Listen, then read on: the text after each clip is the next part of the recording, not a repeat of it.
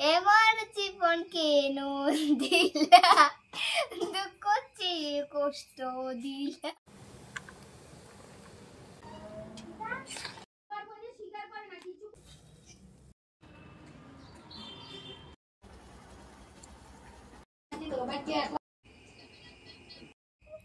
কর পূজা ভিতরে গাল লাগাইছে বুঝছিস। আজকে সকাল সকাল আমি রেডি হয়ে চলে গিয়েছিলাম টিউশনে। এই ছোট বাচ্চাটাকে দেখে আমার মনে পড়ে গিয়েছিল আমার ছোটবেলার কথা। সকালবেলা কিন্তু আমি কোনো কিছু রান্না বান্না করে যাইনি। দেন টিউশন সেরে বাড়িতে এসে আমি এখানে বসিয়ে নিয়েছিলাম রান্না। আজকে তেমন কোনো কিছু রান্না করব না, কারণ আজকে আমি এক জায়গায় যাব। এখানে আমি কেটে নিয়েছিলাম পাতিলাও আর বসিয়ে দিয়েছিলাম রান্না। তারপর চলে এলো আমার বিরিয়ানি, চিকেন বিরিয়ানি। তারপর এটা খেয়ে আবারও চলে গেলাম রান্না করতে।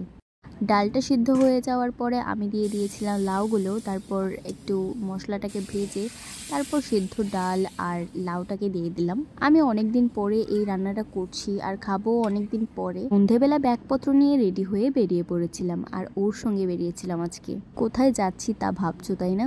দাঁড়াও একটু পরেই দেখতে পাবে। আর আজকে না রাস্তাঘাটে এত পরিমাণ ভিড় ছিল, কি আর বলবো গাইস। আমার কয়েকদিন ধরে ফুচকা খাবার অনেকটাই ক্রেভিংস হচ্ছিল, তো তারপর ফুচকা খেয়ে আমরা আবারও রওনা দিলাম আমাদের উদ্দেশ্যে। তারপর এই ভিড় কাটিয়ে আমরা তো সামনের দিকে পৌঁছলাম। তারপর দর্শন হয়ে গেল মার। আর আজকে কিন্তু আমি 1 মাস পরে চলে এলাম আমার নিজের বাড়িতে। বাড়ির কথা না অনেকটাই মনে পড়ছিল, কিন্তু কি আর করার আছে, আমার চলছিল এক্সাম, তার জন্য আমি বাড়িতে এত দিন আসতে পারিনি। বিশ্বাস করো, বাড়ির জন্য এতটা টান আমার কখনোই হয়নি আগে।